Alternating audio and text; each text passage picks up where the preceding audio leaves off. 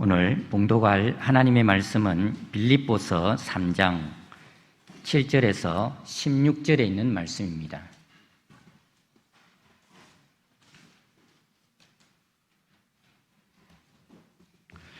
하나님의 말씀입니다.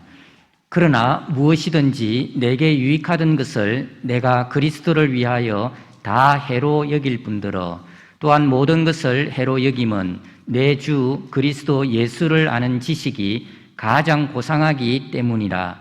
내가 그를 위하여 모든 것을 잃어버리고 배설물로 여김은 그리스도를 얻고 그 안에서 발견되려 함이니 내가 가진 의는 율법에서 난 것이 아니요 오직 그리스도를 믿음으로 말미암은 것이니 곧 믿음으로 하나님께로부터 난 의라. 내가 그리스도와 그 부활의 권능과 그 고난에 참여함을 알고자 하여 그의 죽으심을 본받아 어떻게 했으든지 죽은 자 가운데서 부활에 이르러 하노니 내가 이미 얻었다 함도 아니요 온전히 이루었다 함도 아니라 오직 내가 그리스도 예수께 잡힌 바 된 그것을 잡으려고 달려가노라. 형제들아, 나는 아직 내가 잡은 줄로 여기지 아니하고 오직 한 일, 즉 뒤에 있는 것은 잊어버리고 앞에 있는 것을 잡으려고 표대를 향하여 그리스도 예수 안에서 하나님이 위에서 부르신 부름의 상을 위하여 달려가노라. 그러므로 누구든지 우리 온전히 이룬 자들은 이렇게 생각할지니 만일 어떤 일에 너희가 달리 생각하면 하나님이 이것도 너희에게 나타나시리라. 오직 우리가 어디까지 이르렀든지 그대로 행할 것이라. 아멘. 할렐루야. 우리 주님 부활하신 이 부활의 기쁨과 능력이 오늘 이 예배에 참석하신 우리 성도님들 모두와 여러분들의 가정에 주님의 이름으로 충만하시기를 축원합니다. 하나님은 우리를 만드실 때 천국에서 영원토록 영생하도록 만드셨습니다. 그러나 인간이 죄를 범함으로써 에덴의 낙원에서 쫓겨났고 결국 인간은 죽음에 이르게 되었습니다. 죄의 결과로 죽음의 형벌이 찾아온 것입니다. 인간은 죽을 수밖에 없는 존재가 되었습니다. 하지만 죄 없으신 예수님이 우리를 대신해서 십자가에 못 박혀 죽어주심으로 우리의 죄를 씻어주셨습니다.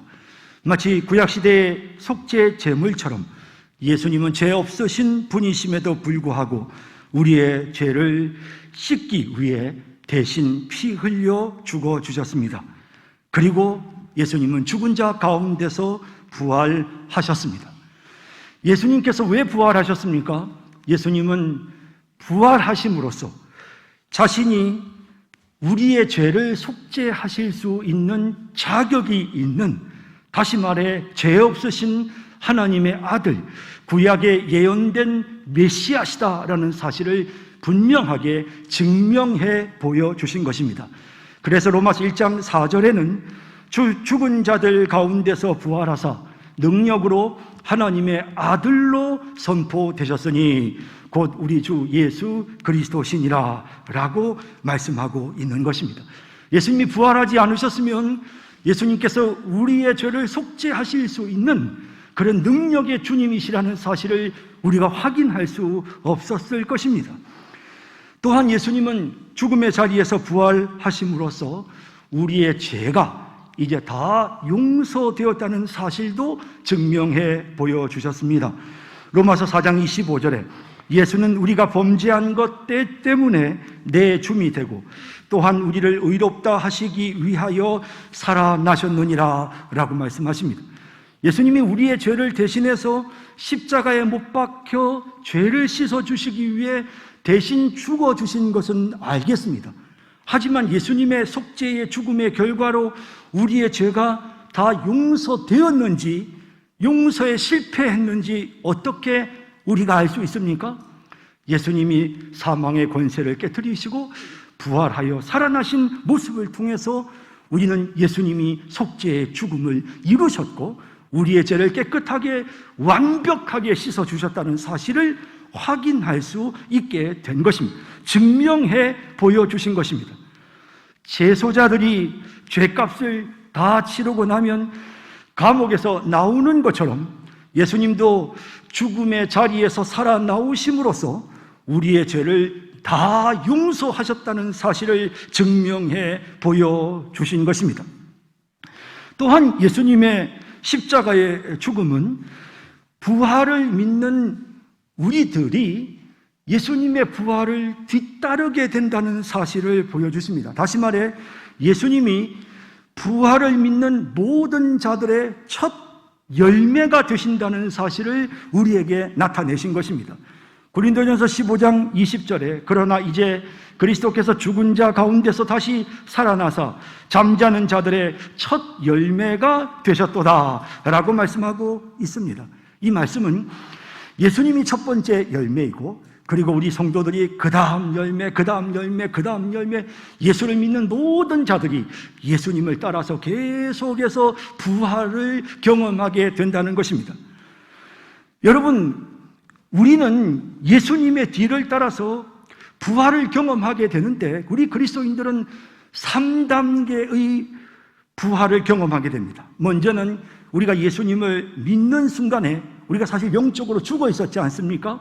그런데 예수님을 믿는 그 순간 영적인 새 생명을 얻게 됩니다. 이것이 첫 번째 단계의 부활입니다. 에베소서 2장 5절에 허물로 죽은 우리를 그리스도와 함께 살리셨고 너희는 은혜로 구원을 받은 것이라. 우리가 믿는 순간에 살아났습니다. 영혼이 살아났습니다. 영적인 죽음을 죽었던 우리가 살아났습니다. 1단계가 우리는 벌써 이루어졌지요. 그리고 난 다음에 2단계가 있습니다. 그것은 이제 이 땅에서 영적인 죽음에서 부활한 우리가 죽으면, 우리의 육체가 죽을 때, 그때 우리의 영혼이 죽지 않고 하나님께로 나아가게 되는 것입니다. 우리는 언젠가는 우리의 육체가 죽지 않습니까? 우리의 육체가 죽을 때 우리의 영혼은 죽지 않고 그대로 하나님께로 나아가게 되는 것이죠. 요한복음 11장 25절 26절에 예수께서 이르시되 나는 부활이요 생명이니 나를 믿는 자는 죽어도 살겠고 무릇 살아서 나를 믿는 자는 영원히 죽지 아니하리니 라고 말씀하고 있습니다. 육체가 죽는 순간에도 우리의 영혼은 죽지 않습니다. 그것이 우리가 경험하는 그 부활의 두 번째 단계입니다.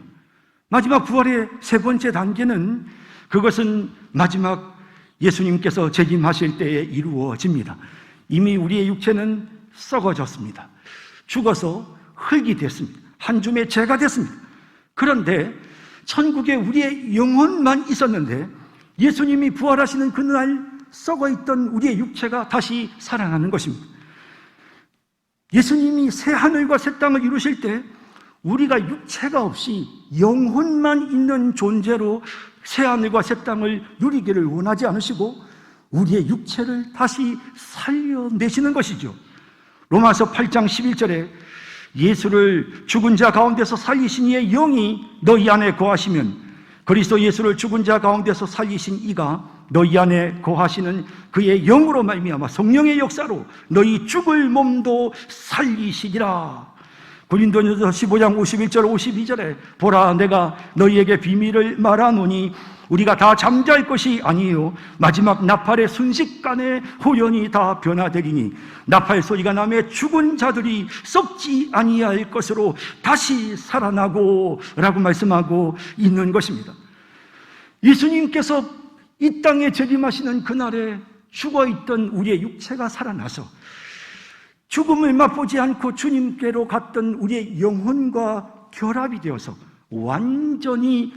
완전한 몸, 에덴 동산에 하나님이 인간을 처음 지으셨을 때의 그 완전한 몸, 영화로운 몸이라고 합니다. 그 영화의 몸이 되면서 우리는 영생 복락을 누리게 되는 것입니다. 예수님께서 첫 번째로 부활하셨고 그 뒤를 따라서 우리가 영적으로 살아나고 또한 우리의 육체가 죽을 때 영이 죽지 않고 하나님께로 가고 또한 예수님이 재림하실 때 죽은 육체까지 다시 부활하는 줄줄이 예수님의 부활을 뒤따르는 이런 놀라운 축복을 누리게 된 것입니다. 예수님의 부활은 이처럼 우리가 죄로부터 해방되었다는 것을 선언하는 날이고, 또한 우리가 예수님처럼 죽음의 권세를 이기고 부활하게 된다는 사실을 확실하게 증명했던 사건인 것입니다. 그러므로 우리는 큰 기쁨으로 이 부활을 맞이하여야 하는 것입니다. 다시 말씀드리면 부활절은 우리가 죄로부터 해방된 날이고, 우리가 영적으로 태어날 수 있도록 만든 영적인 생일날이고, 앞으로 얻을 부활을 확정짓는 계약서에 도장이 찍히는 기쁜 날인 것입니다. 그런 의미에서 우리는 이 부활의 기쁨을 누리고 기뻐하고 축하하고 감사해야 하는 것입니다. 그런데 오늘 본문에서 바울은 과거의 사건으로서 예수님의 죽음과 부활을 기억하고 그 의미를 깨닫고 축하하고 감사하는 그런 수준을 넘어서 자기 자신이 예수님의 죽음과 부활에 참여하고자 한다라고 그렇게 말하고 있습니다. 여러분, 본문을 보면 바울은 그리스도를 아는 지식이 이 세상 그 어떤 것보다도 가치가 있다고 말하면서, 내가 이제 예수 그리스도를 알고 나니 내가 과거에 가지고 있었던 이 세상 그 모든 것들이 한낱 배설물에 불과하다는 것을 깨달았노라 라고 고백합니다. 그러면서 바울은 자신의 소원을 말하는데, 나는 이제 정말 우리 주님을 소유하고 싶습니다. 나는 정말 내가 정말 예수 그리스도 안에 있는 모습으로 사람들에게 발견되고 싶습니다 라고 말합니다. 나는 부족하고 죄 많지만 예수님을 믿음으로 의롭게 되었으므로 나는 그리스도를 소유할 수 있습니다. 나는 이제 그리스도 안에 머물 수 있습니다 라고 그렇게 자신의 소망을 표현하고 있는 것이죠. 8절 9절에 보면, 또한 모든 것을 해로 여김은 내 주 예수 그리스도를 아는 지식이 가장 고상하기 때문이라. 내가 그를 위하여 모든 것을 잃어버리고 배설물로 여김은 그리스도를 얻고 그 안에서 발견되려 함이니, 내가 가진 의는 율법에서 난 것이 아니요 오직 그리스도를 믿음으로 말미암은 것이니 곧 믿음으로 하나님께로부터 난 의라 라고 하십니다. 바울은 그리스도를 아는 지식이 이 세상에 가장 가치 있는 일이라는 사실을 깨닫고 그리스도를 얻고 그리스도 안에서 발견되려고 애를 쓰면서 특히 예수 그리스도의 죽음과 부활에 참여하는 것이 어떤 것인지를 알고 싶다고 말합니다. 여러분, 바울은 그리스도의 죽음과 부활에 참여해보고, 그래서 그것을 단순히 지식적으로만 이해하는 것이 아니고 정말 그것이 무엇인지를, 예수님의 죽음이 무엇이었고 예수님의 부활이 어떤 것이었는지를 내가 실제로 한번 경험해 보기를 소망합니다 라고 말하고 있는 것이죠.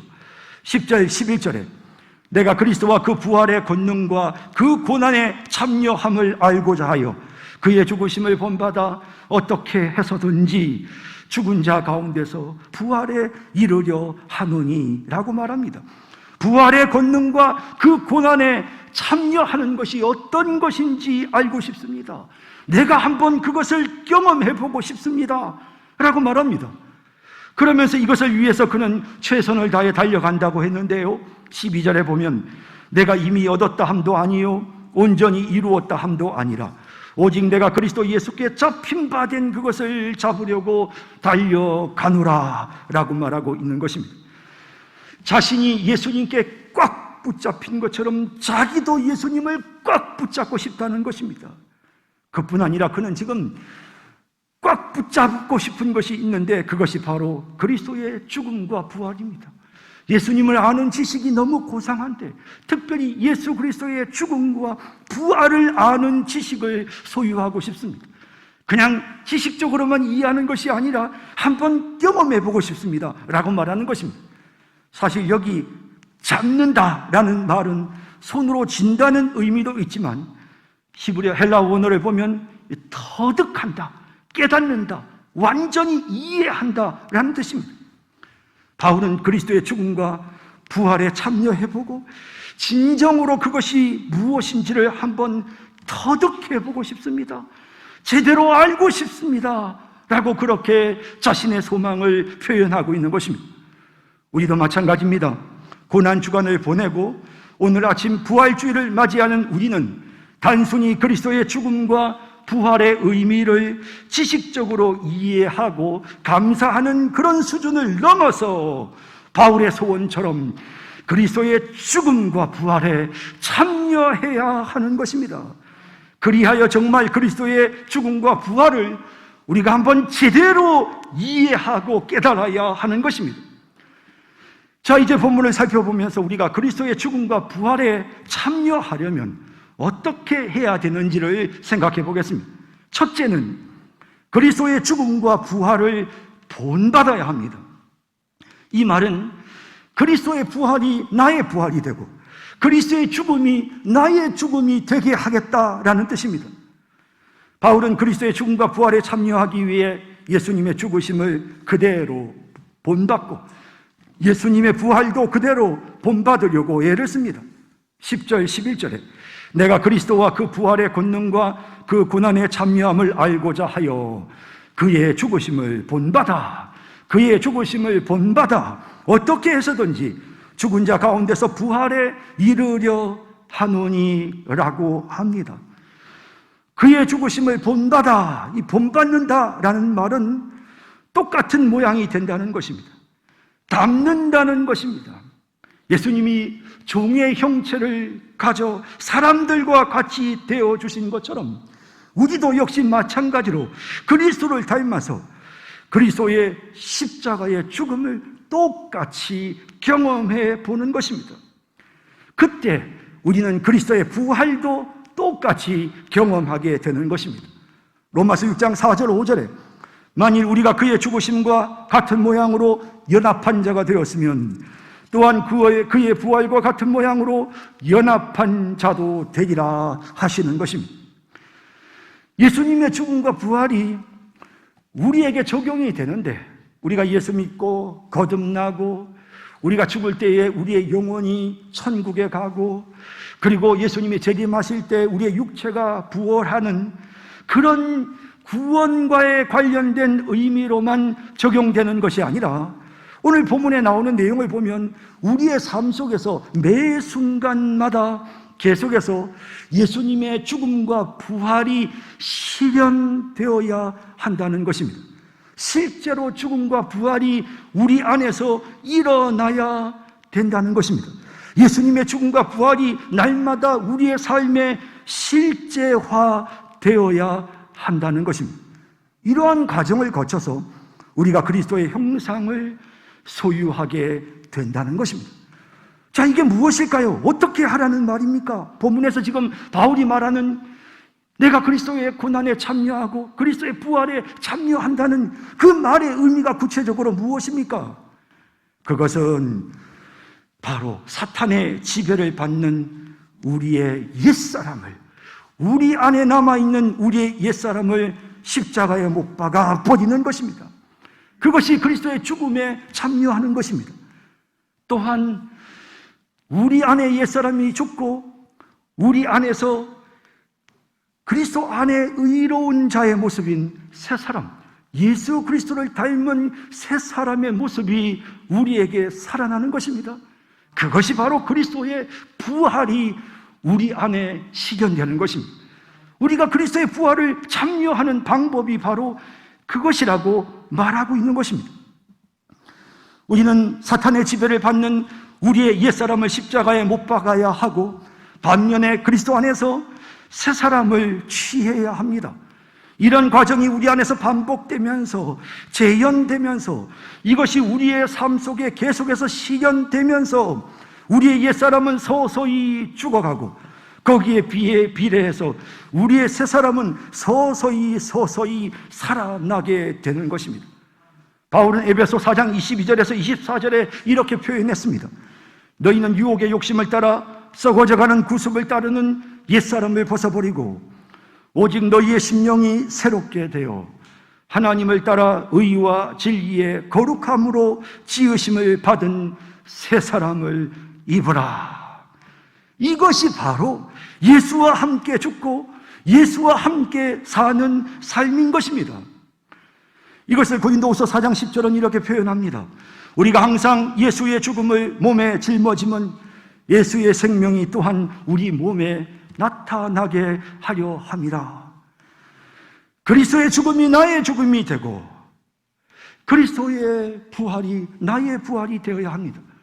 이 죽음은, 우리가 죽어야 되는 그리스도의 죽음은 내 안에 실현되어지고 내가 참여해야 되는, 내 안에 이루어질 그리스도의 죽음은 죄에 대하여 죽는 내적인 죽음입니다.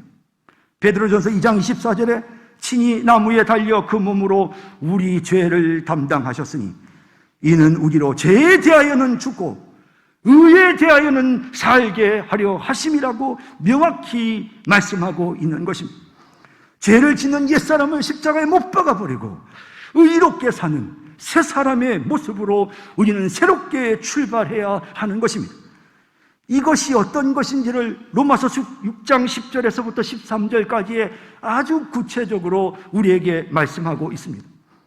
그가 죽으심은 죄에 대하여 단번에 죽으심이요 그가 살아계심은 하나님께 대하여 살아계심이니 이와 같이 너희도 너희 자신을 죄에 대하여는 죽은 자요 그리스도 예수 안에서 하나님께 대하여는 살아있는 자로 여길지어다. 죄 짓는 나의 자아는 죽었습니다.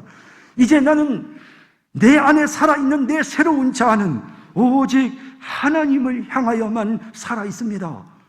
이렇게 우리가 우리 자신을 새롭게 다시 한번 정의하고, 그러므로 너희는 죄가 너희 죽을 몸을 지배하지 못하게 하여 몸의 사욕에 순종하지 말고 또한 너희 지체를 불의의 무기로 죄에게 주지 말고 오직 너희 자신을 죽은 자 가운데서 살아나신 자같이 하나님께 드리며 너희 지체를 의의 무기로 하나님께 드리라 라고 말씀하고 있는 것이죠. 우리 육체를 불의의 무기로 죄에게 내주지 말고 우리의 육체를 의의 무기로 하나님께 드리는 것, 이것이 바로 그리스도의 죽음이 나의 죽음이 되고 그리스도의 부활이 나의 부활이 되는 방법이라고 말씀하고 있는 것입니다. 십자가 없이는 부활도 없습니다. 우리의 옛자가 죽어야 하고 우리의 욕심이 죽어야 합니다. 우리의 혈기도 우리의 교만도 죽어야 합니다. 순간순간 고개를 드는 우리의 타락한 죄성을 죽여야 합니다. 그래야 우리 안에 그리스도의 형상을 닮은 새 사람의 모습이 나타나게 되는 것입니다. 우리가 지저분한 옷을 벗어버리고 새 옷으로 갈아입듯이 옛사람을 벗어버리고 새 사람을 입어야 하는 것입니다. 이것이 그리스도의 죽음과 부활에 참여하는 방법입니다. 예수님의 죽음이 나의 죽음이 되고 예수님의 부활이 나의 부활이 되는 역사가 여기 모인 우리 모든 성도님들에게 나타나시기를 주님의 이름으로 축원합니다. 그리스도의 죽음에 참여하고 그리스도의 부활에 참여하는 두 번째 방법은 뒤를 돌아보지 않아야 합니다. 바울은 그리스도의 고난과 부활에 참여하기 위해 앞을 향해 달려가면서 뒤를 돌아보지 않는다고 말합니다. 12절 13절에 내가 이미 얻었다 함도 아니요 온전히 이루었다 함도 아니라 오직 내가 그리스도 예수께 잡힌 바 된 그것을 잡으려고 달려가노라. 형제들아, 나는 아직 내가 잡은 줄로 여기지 아니하고 오직 한 일, 즉 뒤에 있는 것은 잊어버리고 앞에 있는 것을 잡으려고 라고 말하고 있습니다. 바울은 이 본문에서 뒤돌아보지 않겠다고 합니다. 나는 뒤돌아보지 않겠다라고 합니다. 여러분, 우리가 뒤를 돌아보면 어쩔 수 없이 두 가지 잘못에 빠지게 됩니다. 먼저는 자만이라는 잘못에 빠지게 됩니다. 내가 이미 얻었고 이루었다는 생각이 우리를 교만에 빠뜨리는 것입니다. 정반대로 내가 아무것도 이루지 못했다는 생각이 우리를 절망하게 만들고 자포자기하게 만드는 것입니다. 이 두 가지 경우가 모두 다 우리의 달려가는 길을 방해합니다. 우리가 그리스도와 함께 죽고 그리스도와 함께 살아나기 위해서는 뒤돌아보지 말아야 합니다. 여러분, 우리를 판단하실 분은 오직 하나님뿐이십니다. 내 스스로 내 과거에 대해 평가하고 판단하는 것은 어리석은 일입니다. 우쭐한 생각으로 내가 무슨 대단한 사람이나 되는 것처럼 자만에 빠지면 안 됩니다. 그런 마음을 품으면 절대 자기를 죽일 수가 없습니다. 자기 욕심을 내려놓지 않으면 부활의 능력을 체험할 수 없습니다. 고집과 교만을 깨뜨리고 전적으로 꿇어엎드려야만 부활의 능력이 우리 안에 나타나게 되는 것입니다. 불평, 불만은 나는 잘하고 나는 똑똑하고 나는 옳다는 생각에서 비롯되는 것입니다. 나태함과 게으름도 나 정도면 괜찮다는 자만심에서부터 비롯되는 것입니다. 아무런 자극도 도전도 받지 못하고 자신이 무슨 대단한 존재나 되는 것처럼 생각하며 살아가는 사람에게는 예수님을 닮은 새 사람의 모습은 나타나지 않는 것입니다. 또한 뒤를 돌아보며 난 안 돼, 난 어쩔 수 없어, 아무리 노력해도 불가능해, 이런 패배적인 생각을 가지는 사람들이 있습니다. 이런 마음을 가지면 우리를 새롭게 하시는 능력의 주님을 경험할 수 없습니다. 과거에 사로잡혀 사는 사람들이 얼마나 안타깝고 어리석은 행동을 하는지 모릅니다. 과거에 받은 상처에 사로잡혀서 정상적인 행동을 하지 못하는 사람들이 우리 주변에 너무 많습니다. 과거에 받은 상처에 사로잡혀서 정상적이지 않고 상식적이지 않은 행동을 반복합니다. 왜 그렇습니까? 그들이 비정상적이고 비상식적인 과거의 사건의 기억을 가지고 있기 때문인 것입니다. 과거에 쌓인 감정이 폭발하고 과거의 기억들이 지금 문제를 일으키는 것입니다. 그러므로 우리는 이미 십자가에 못 박아버린 과거의 안 좋은 일들을 다시 기억할 필요가 없는 것입니다. 과거의 기억으로부터 여러분 벗어나야 합니다. 우리가 기억해야 할 것은 오직 하나님의 은혜입니다. 과거의 실패를 기억하는 것이 아니라 그럼에도 불구하고 나를 사랑해 주시는 하나님의 은혜를 기억해야 하는 것입니다. 여러분, 내가 어떤 모습이건 내가 과거에 어떤 사람이었건 상관없습니다. 내게 능력 주시는 자 안에서 내가 모든 것을 할 수 있습니다. 이 순간 내가 주님을 바라보고 내가 주님을 의지하면 우리 안에 부활의 능력이 나타납니다. 옛사람은 사라지고 새 사람이 나타나는 것입니다. 과거의 내 옛자, 내 옛사람의 모습을 자꾸 되돌아보다 보면 우리는 옛사람을 벗어버리지 못하고 새 사람의 모습도 가지지 못하게 되는 것입니다. 뒤돌아보며 내가 대단한 존재인 것처럼 생각하는 교만한 마음을 십자가에 못 박아 버리십시다. 나를 자꾸 연약하게 만드는 과거의 상처와 실패의 경험도 모두 십자가에 못 박아 버리십시다. 그리하여 내 안에서 예수 그리스도의 형상을 닮은 새 사람의 모습만 나타나게 하십시다. 뒤돌아보지 마십시다. 받은 은혜 외에는 다 잊어버리고 날마다 그리스도의 죽음과 부활에 참여하며 앞으로 나아가는 우리 모든 성도님들이 다 되시기를 진심으로 바랍니다. 그리스도의 죽음과 부활에 참여하려면 셋째, 인내하며 표대를 향하여 달려가야 합니다.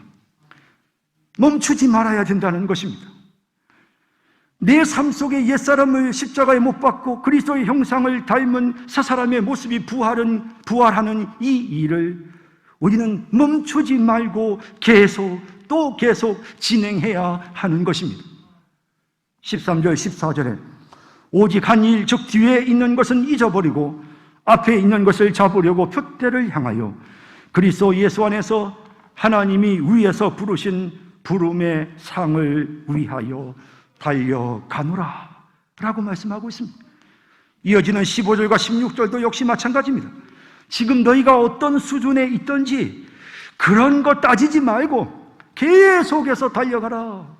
계속해서 예수님의 죽음이 나의 죽음이 되고 예수님의 부활이 나의 부활이 되고 내 옛자아를 십자가에 못 박고 예수 그리스도의 형상을 닮은 새로운 모습으로 다시 살아나라. 이 사실을 생각하면서 달리고 또 달린다는 것입니다. 사도 바울은 고린도전서 15장 31절에 나는 날마다 죽노라 라고 고백하고 있습니다. 날마다 죽어야 합니다. 또 죽고 또 죽고 마지막 순간까지 멈추지 말고 죽어야 합니다. 경주에 참여한 선수가 달리다가 도중에 멈추는 것은 사고입니다. 그런 사고가 일어나지 않아야 합니다. 결코 멈추지 않아야 합니다. 상 받기 위해 최선을 다해서 달려가십시다. 그래서 우리도 마지막 순간 바울처럼 이렇게 말합시다. 디모데후서 4장 7절 8절에 나는 선한 싸움을 싸우고 나의 달려갈 길을 마치고 믿음을 지켰으니 이제 후로는 나를 위하여 의의 면류관이 예비되었으니 주곧 의로우신 재판장이 그날에 내게 주실 것이며 라고 말씀합니다. 여러분, 우리는 우리를 범죄하게 만드는 우리의 옛자아와 더불어 싸워야 합니다. 바울의 고백처럼 날마다 죽고 또 죽어야 하고 나 자신을 쳐서 복종시켜야 하는 것입니다.